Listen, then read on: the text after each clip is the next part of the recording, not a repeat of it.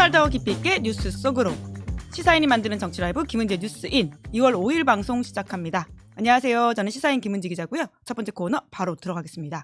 쏟아지는 뉴스에 어떻게 반응해야 될지 알려드리는 시간 뉴스 리액션입니다. 나경희 기자 안녕하세요. 네, 안녕하세요. 네, 목요일의 뉴스 리액터 김민아 평론가 안녕하세요. 안녕하세요. 네, 첫 번째 뉴스 바로 들어가 보죠. 네, 장동혁 대표 의원직 걸고 재신임 투표. 네, 오늘 갑자기 이렇게 밝혔습니다. 네, 오늘 장동혁 국민의힘 대표가 국회에서 긴급 기자간담회를 열고 당 대표직과 국회의원직을 동시에 걸고 전 당원 투표라는 승부수를 던졌습니다. 장 대표는 내일인 6일까지 사퇴나 재신임 요구가 있을 경우에 전 당원 투표를 실시해서 결과에 따라 거취를 결정하겠다고 밝혔는데요. 다만 자신에게 거취 표명을 요구하는 당내 인사가 있다면 그 역시 본인도 그에 상응하는 정치적인 책임을 져야 할 것이라고 말했습니다. 자신에게 사퇴를 요구해왔던 오세훈 서울시장과 친한계 의원들, 일부 소장파 의원들을 겨냥한 발언으로 보입니다. 또 장동혁 대표는 오늘 홍익표 청와대 정무수석을 만나서 여야정이 함께 문제를 풀어내는 출발점으로 영수회담이 이루어지기를 기대한다라고 제안하기도 했습니다. 한편 방금 전 정점식 정강정책 당원당규 개정특별위원회 위원장은 당원 투표 50과 일반 여론조사 50대 50을 유지하기로 했다고 밝혔습니다. 그리고 보수 관련 소식을 하나 더 전해드리면요. 최근 국민의힘에 입당한 고성국 씨가 조선일보를 정면으로 비판하고 나섰습니다. 최근 조선일보가 장동혁 체제의 국민의힘과 고성국 씨의 주장 등에 대해서 연일 비판을 하니까 고성국 씨가 반격에 나서는 것 같은데요. 고 씨는 자신의 유튜브 채널에 조선일보가 망해야 산다라는 제목의 영상을 올리고 오세훈하고 한동훈하고 딱 호흡을 맞춰서 국민의힘과 장동혁 대표를 공격하는 언론이 하나 있다. 그게 조선일보다. 라고 비난을 했습니다. 또 앞선 영상에서도 조선일보가 사설을 통해 전두환, 윤석열 등의 전직 대통령 사진을 당사에 걸어야 한다고 주장한 데에 대해서 자꾸한 조선일보 박무열 전 사장을 언급하면서 사진 걸자는 것만으로도 큰일 나는 것처럼 떠들어대고 있는데 웃기는 소리 말아라. 조선일보가 가장 힘센 언론으로 등극하게 된 시기가 전두환 정권 때다라고 비난을 했습니다. 네, 먼저 장동혁 대표의 오늘 긴급 기자회견 내용은 어떻게 보셨습니까? 왜 이런 걸 제안했고 실제로 효과가 있을 거라고 보세요? 우리 김민아 평론가 그저 웃지요. 장동혁 대표의 제안은 웃음만 난다. 뭐 재미 들린 거죠, 뭐. 뭐에 재미가 들린 건가요? 뭐 일종의 뭐라고 해야 될까? 스스로 약간 그 스스로에게 약간 뭔가 스스로를 절벽에 걸쳐놓고 이래도 이럴 거야 뭐 이런 거 있잖아요. 지금까지 계속 그런 수법이지 않습니까? 벼랑 끝 전술에 중박 도박이란 단어를 잘못 말했네요. 그러니까 그 단식도 그렇고 예. 일종의 제가 이런 용어를 쓰기 싫은데 자해하는 거죠. 자해해서 이게 어떤 그 이래도 계속 나한테 덤빌 거냐 이렇게 얘기하는 건데 이 이제 투표를 한다고 해서 재신임 투표를 한다고 해서 그 재신임 투표에서 장동혁 물러나라 이런 결과가 나올 거라고 생각하는 사람은 한 명도 없지 않습니까? 그렇게는 안 될 것이다. 그거 안 되죠. 그게 그 이미 뭐 국민의힘에 남아 있는 그리고 이러한 이제 재신임 투표에 참여할 수 있는 그런 사람들은 장동혁 체제에 대해서 어느 정도는 뭐 만족해하고 있는 측면들이 있을 것이기 때문에 이걸 통해서 뭐 재신임이 안 된다고 보기 어렵고 그러니까는 옆에 있는 사람도 다 하나같이 얘기하는 거잖아요. 지난번에 의원총회에서 이미자 의원이 얘기한 거 아닙니까? 네. 나는 이 재신임 투표하는데 상임위원장직을 걸겠다. 왜 다 거는 거예요? 본인은 왜 겁니까 그럼? 예. 그 본인에 대해서 한 얘기도 아니잖아요. 사람들이 이미자 물러나라 하는 것도 아니지 않습니까? 그러니까 이건 뭐 결과가 정해져 있기 때문에 그런 거고 동시에 장동혁 대표가 또 뭐라고 얘기해요? 자, 그럼 내가 이렇게 할 테니까 그 뭐 타짜 같은 거죠. 나는 내 팔 하나를 걸겠다. 넌 뭘 걸래? 이렇게 얘기하는 거잖아요, 지금. 그래서 나한테 물러나라고 하는 사람들도 그에 상응하는 책임을 져야 된다. 그러니까 앞으로 나한테 뭐라고 하지 마라. 이 얘기를 하는 거죠.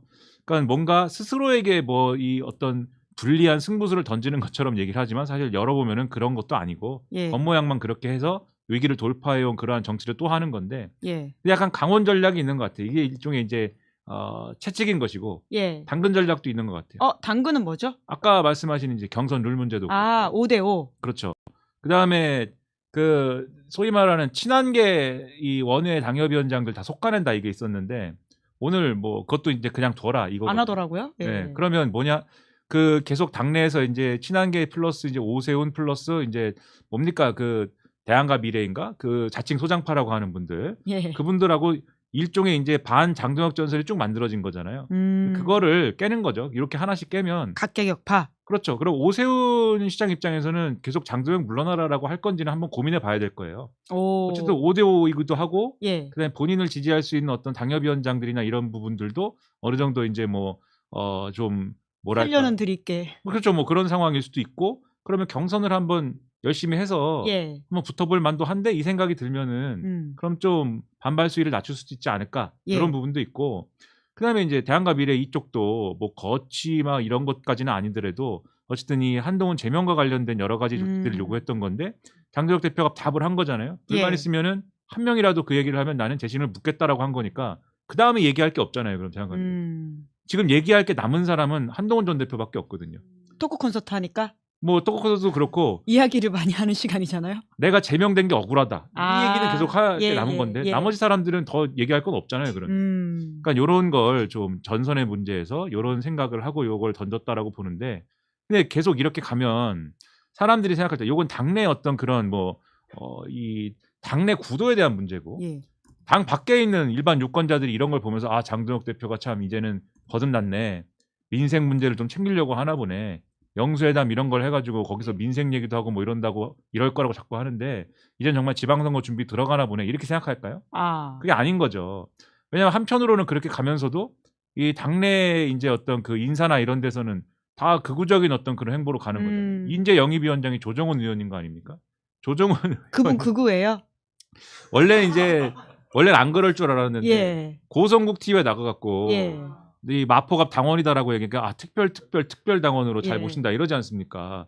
그러니까 이분이 그 윤석열 시대의 친윤 어떤 그러한 인사가 되면서 이제는 뭐 거의 이제 극우적인 쪽으로 가고 있구나 이 생각이 드는 거죠. 그러니까 이런 사람들을 요직에 앉히고 있기 때문에 저는 뭐 외부에서 볼 때 아무리 장동혁 대표가 무슨 뭐 나는 민생을 챙겨요, 나는 호남에 가요, 나는 뭘 해요 아무리 얘기를 해도 이번엔 소용이 없는 국면에 왔다 이렇게 생각이 되는 거죠. 네. 그런데 또 조선일보랑 고성국 씨가 싸우는 모양새인데 사실 고성국 씨 같은 경우에는 지금 장동혁 대표 체제의 브레인이라는 말까지 나오고 있지 않습니까? 이 싸움은 어떻게 보세요? 늘 하던 거 하는 거죠 이것도. 아 그래요? 늘 싸우던 싸움? 윤석열이라는 사람이 뭐라고 그랬다는 겁니까? 조중동 보지 마라. 조중동 그 기득권 신문 보지 마라. 기득권 신문. 그런 사람. 그거는 김민아 평론가 생각이 통하는 거 아니에요? 예? 기득권 신문. 그건 이제 제가 볼 때는 시사인도 기득권이죠. 아 모두가 기득권이다. 우리나라 유일의 좌파로서 네, 나 빼고 다 기득권이죠. 나 빼고 다 기득권인데. 네네. 근데 윤석열, 그러니까 보수 포지션에서 보면 뭐 그런 개념이 아니잖아요. 이거는 훌륭한 신문이어야 되는 거예요. 근데 윤석열이라는 사람은 이 조중동이 얘기하는 것도 난 듣기가 싫다. 그것도 이 나쁜 신문이고 사실 윤석열의 과거는 조중동을 싫어했을 수 있어요. 아주 먼 과거에는 예. 실제로 뭐 본인들이 얘기하지 않습니까? 본인들 좌파였다고 김건희 씨가 얘기했잖아요. 그러니까 그랬을 수도 있는데 어쨌든 그 얘기를 하면서 이제부터는 뭘 봐라? 유튜브를 봐라 그랬잖아요. 그 유튜브 보라면서 링크 준 게 고성국 TV 이런 거라는 거 아니에요. 그 당연히 그런 거고 고성국 씨 입장에서는 당연히 지금 요즘에 조선일보의 스탠스가 오늘도 이 지면을 이렇게 보면은 물론 일면에 장동혁 대표 교섭단체 대표연설하고 뭐 이런 게 있지만 넘기면 개혁신당이 더 크거든요. 개혁신당의 선거 실험 뭐 이래가지고 한 명 크게 있어요. 그러니까 스탠스가 나오잖아요. 장동혁 체제가 요게 이제 제대로 가지 않는다라고 보고 뭔가 개혁신당이나 요 범보수 연대를 만들기 위해서는 국민의힘이 지금과 다른 노선을 가야 된다고 막 주장을 하면서 윤석열과 절연해야 되고 이런 얘기 지금 조선일보도 하는 거거든요. 선거에서 뭔가 성과를 내야 되니까. 근데 그걸 받아들일 수 없는 거죠. 고성국 씨는. 윤 어게인 해가지고 지금 당사에다 윤석열 사진도 걸어야 되는데 윤석열 사진을 걸려면 전두환도 같이 걸어야지 이게 말이 되는 거니까 전두환이 그러면은 민주주의의 전도사다 이렇게 되는 거잖아요 지금. 그러니까 이런 사람이 뭐 조선일보하고 싸우는 것이 뭐 그렇게 이상한 일은 아니겠죠. 네, 댓글창에는 좌파 간별사 김민아 화이팅이라고 댓글이 달리고 있고요. 역시 좌파수계 총통님이라는 이야기가 있습니다. 자, 다음 뉴스 넘어가 볼까요? 네, 공천거래 의혹 명태균, 김영선 1심 무죄. 네, 이게 또 1심 무죄가 나왔네요. 네, 총선과 지방선거 공천을 대가로 거액의 돈거래를 했다는 의혹을 받아서 정치자금법 위반 혐의로 기소됐던 정치브로커 명태균 씨와 김영선 전 국민의힘 의원 의원이 모두 1심에서 무죄를 선고받았습니다. 오늘 창원지법 형사 4부 김인택 부장판사는 두 사람이 주고받은 돈과 지방선거 출마자들에게서 받은 돈 모두 정치자금으로 볼 수 없고 공천과도 관련성이 없다고 판단을 했는데요. 재판부는 명 씨가 윤석열 씨 등에게 김 전 의원 공천을 부탁하고 윤석열 씨 등이 실제로 공천관리위원장에게 연락한 것으로 보이는 점을 비추어 보았을 때 명 씨의 활동과 노력이 김 전 의원 공천에 어느 정도 영향을 끼쳤을 수는 있다라면서도 다만 공관위에서 토론을 거쳐 다수결로 공천이 결정됐고 김 전 의원이 여성으로서 우선순위에 있었으며 대선 기여도도 높았던 것으로 보인다고 말했습니다. 다만 명태균 씨는 이른바 황금폰을 숨기도록 처남에게 지시한 혐의에 대해서만 유죄가 인정돼서 징역 6월에 집행유예 1년이 선고가 됐는데요. 선고 직후에 명 씨는 가짜뉴스 피해를 심하게 봤다면서 정치개혁이 필요하다고 말을 했고 김 전 의원은 회계 책임자 강혜경 씨가 가짜 공익 제보자라면서 처벌을 촉구했습니다. 네, 1심 무죄 핵심 의혹인 공천거래 관련된 부분에서는 무죄가 나왔는데요. 어떻게 보십니까? 어떻게 보세요?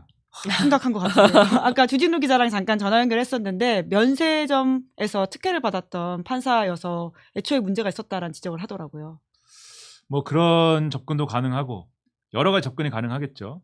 근데 뭐 요 논리로만 보면 지금 어디가 비는 거냐면 이 김영선이 공천을 받은 게 자연스러운 일이다. 여기서 지금 걸리는 거거든요. 자연스러운 일이다. 그러니까 지금 뭐 회의를 해가지고 뭐 예. 여러 가지 여성으로서의 우선순위에 있었고 대선 기여도 높았기 때문에 이런 점들을 공간에서 토론을 거쳐갖고 결정한 거다. 이렇게 보는 거잖아요. 예. 그러면 이제 김영선은 그러면 공천이 자연스럽게 됐네. 그러면 명태균은 돈을 반띵한 거지? 거기에 대한 답이 있어야 되잖아요. 판사의 답은 근데 그건 왜 줬냐면 명태균이 실제로 뭐 총괄 본부장이네 하면서 김영선이랑 일을 한 것이고 그러니까 의원실에서 정당한 대가를 줘야 된다라고 주장을 한 것이니까 예. 이거는 그 돈 받은 것이고 그다음에 또 둘이 뭐 빌려준 돈이 있다고 지금 주장을 했는데 그 빌려준 돈도 받은 것도 있는 것이고 그러니까 예. 꼭 정치자금 불법 정치자금의 성격이 아니어도 거래할 내용이 있어. 그러니까 요거로 봐야지 이렇게 판단한 거거든요. 그래서 지금 정치자금법 무죄라는 건데 그러면 뒤집어 얘기하면 뭐가 지금 이 판결 내의 논리에서 말씀하신 것처럼 뭐 특혜를 받았을 수도 있고 뭐 돈을 먹었을 수도 있고 뭐 여러 가지 가능성이 있겠죠. 네, 200만 원짜리 막스마라 15만 원 주고 샀대요. 네, 그러니까 뭘 했든지 뭐 그것뿐이겠습니까? 뭐 몰라요. 뭘 받았는지 그건 모르지만은 그렇게 접근할 수도 있지만 어쨌든 판결 내의 논리만 갖고 보면 예. 그러면은 여기서 뭐가 그러면은 이 애초에 이 규명이 됐어야 되는 거냐면 김영선이 왜 공천된 거냐 이게 규명이 됐어야 되는 거거든요. 김영선은 왜 공천이 됐습니까? 의심하는 바는 뭐예요? 윤석열, 김건희, 김영선 이렇게 거쳐갖고 명태균이 이제 요 영향력이라는 게 이렇게 간 거잖아요. 그러면 윤석열, 김건희가 여기에 영향을 미쳤다는 게 있어야 되거든요. 김영선 공천에. 그러면 연결고리들이 있잖아요. 그 당시에 이제 공천관리위원장인 윤상현 의원 등등 여기가 밝혀져야 되는 거거든요. 그래야 판결이 깨지는 거거든요. 그런 점에서 볼 때 그 판사가 뭐 여러 가지 이제 나쁜 일이 있을 수도 있지만 이게 법을 가지고 지금 우기는 거지 않습니까? 그렇다면 수사의 그 결과물이 그런 판사가 걸려도 이거 유죄가 나올 수 있을 정도의 그 정도의 어떤 꼼꼼한 어떤 그 증명이 가능한 부분이 있어야 되는데 다들 아시겠지만 제대로 조사 안 된 거잖아요. 윤석열에 대해서도 그렇고 그렇죠. 윤상현 의원에 대해서도 그렇고 뭐 이준석 대표 뭐 이런 사람들 다 가서 한 목소리로 그 당시에는 김영선 공천은 뭐 그렇게까지 문제는 아니었다 이렇게 얘기한 거잖아요. 그러니까 그 부분에서 지금 걸린 거 아닌가. 그래서 지금 항소심에 가서는 이 부분을 좀 증거를 보강하고 튼튼히 해서 이 부분을 제대로 공략을 해야 지금 제대로 된 판결이 나올 수 있을 것 같다. 왜냐하면 지금 다 판사를 못 믿으니까 여러분들이. 그러니까 판사를 못 믿는 게 있으니까. 근데 판사가 다 이게 맞는 거여도 판사가 난 그냥 내 생각에 무죄야. 시끄러. 이렇게 할 수는 없는 거기 때문에 이런 판사들도 뚫을 수 있는 그 정도를 갖춰 갖고 가는 수밖에 없는 거죠 지금. 네, 검사들이 수사를 제대로 못한 부분이 있다. 지금 제가 의심하는 뭐 여러 가지 것 중에는 그런 것도 있는 거죠. 말씀하신 대로 판사가 돈을 받았나? 뭐 이런 것도 있는 거고. 뭐 직접 받은 건 아니에요. 다른 별건의 사건인데. 뭐 하여튼간에 꼭 그 건이 아니더라도 판사가 돈을 받았나? 또는 뭐 판사가 뭐 누구 거쳐가지고 뭘 했나? 또는 판사가 마법사인가? 뭐 여러 가지 이제 의심을 할 수 있지만 검사 내지는 뭐 이 수사기관이 제대로 수사를 안 한 또는 못한 뭔가 걸림돌이 있었던 이런 영향도 있는 거 아니냐 이런 생각이 든다는 겁니다. 네, 다음 뉴스 넘어가 보죠. 네. 다주택자 양도세 중과 유예 종료 상성 61%. 네, 오늘 나온 여론조사 결과입니다. 네, 엠브레인 퍼블릭, K스탯 리서치, 코리아 리서치, 한국 리서치가 오늘 공개한 전국 지표조사 MBS에서 이 대통령의 국정 운영을 긍정평가 응답자는 직전 조사인 2주 전보다 4%포인트 오른 63%로 집계가 됐습니다. 국정 운영 긍정평가 비율은 작년 8월에 1주차 조사 65% 이후에 6개월 만에 가장 높은 수치이고요. 최근 이 대통령이 부동산 메시지를 강하게 내고 있는 가운데 정부가 오는 5월 9일자로 다주택자 양도소득세 중과 유예 조치를 종료하는 데 대해서는 잘한 조치다라는 응답이 61%로 절반을 넘었습니다. 오늘 이중구 서울대 경제학부 명예교수가 자신의 페이스북에 부동산 기득권층과 맞서고 있는 이재명 대통령에게서 사이다 같은 시원함을 느낀다라는 평가를 남기기도 했고요. 정당별 지지도를 보면 더불어민주당은 41%, 국민의힘은 22%를 기록했는데 지난 조사와 비교해서 민주당은 1%포인트, 그리고 국민의힘은 2%포인트 각각 오른 수치입니다. 조국혁신당과 개혁신당은 각각 3%를 기록을 했고요. 진보당은 1%였습니다. 각 당의 이슈를 좀 살펴보면요. 민주당과 관련해서는 최근 논의되는 민주당과 조국혁신당의 합당에 대해서는 반대가 44%, 찬성은 29%, 모르겠다는 27%였습니다. 국민의힘과 관련해서는 한동훈 전 대표 제명 결정이 앞으로 당에 미칠 영향에 대한 인식조사에서 부정적인 영향을 미칠 것이다 와 별다른 영향을 미치지 않을 것이다 가 35%로 동일했고요. 긍정적인 영향을 미칠 것이다 라는 응답은 18%였습니다.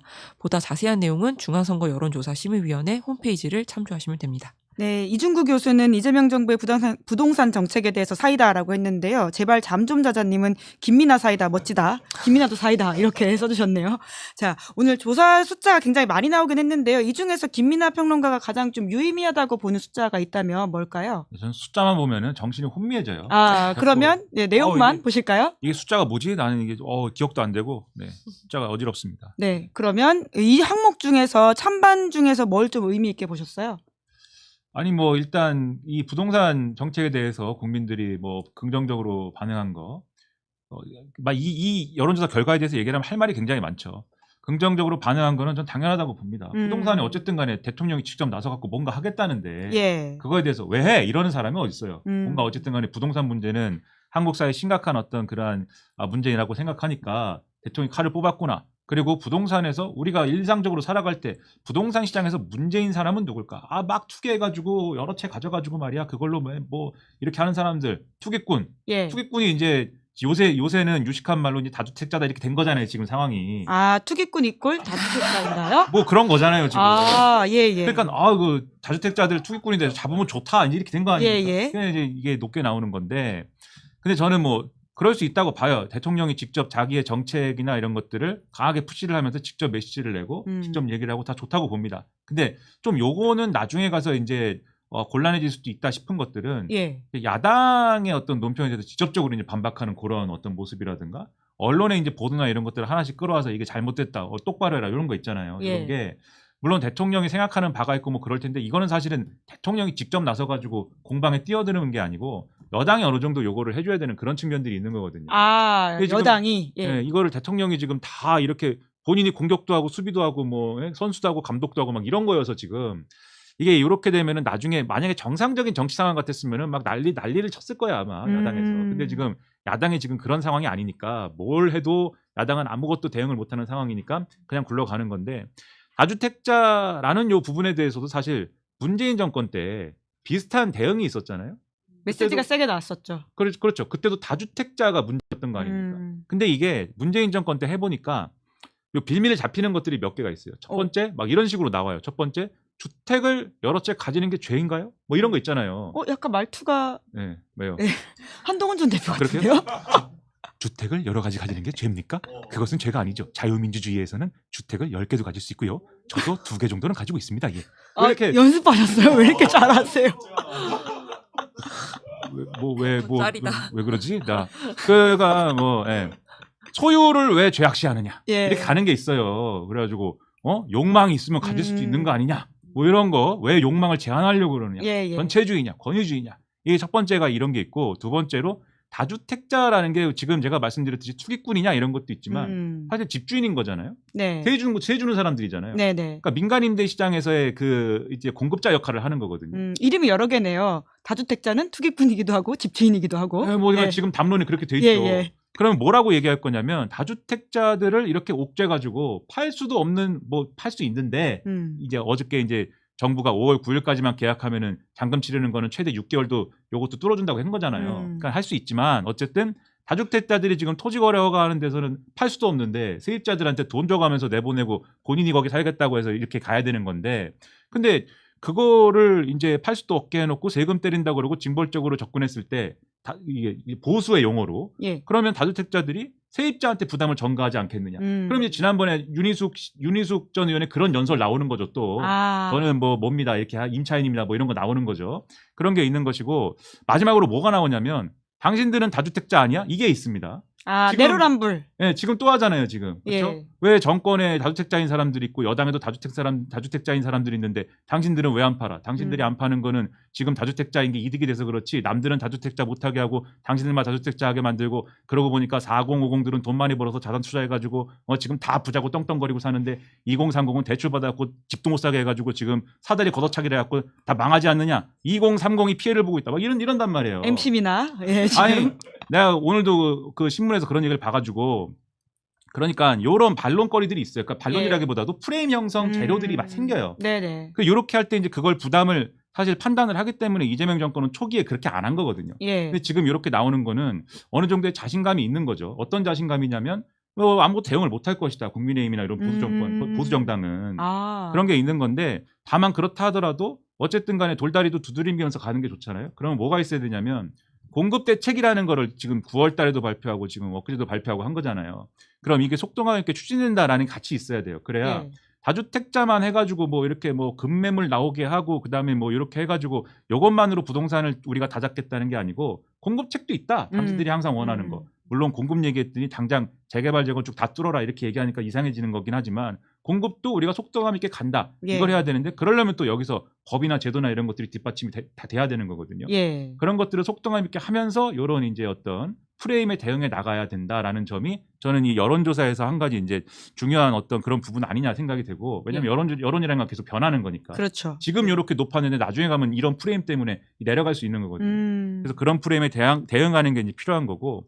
그다음에 합당에 반대한다지 않습니까? 민주당하고 조국혁신당에 대해서 반대가 44, 찬성은 29, 모르겠다 27인데 시간이 갈수록 요 반대한다가 좀 높아지는 국면이 있을 거예요. 지금 그런 상황일 것이고 왜냐하면 아무래도 이제 당내 논란이나 이런 것들이 너무 커져버린 상황에서 이게 현실적으로 가능하냐 이런 부분이 있잖아요.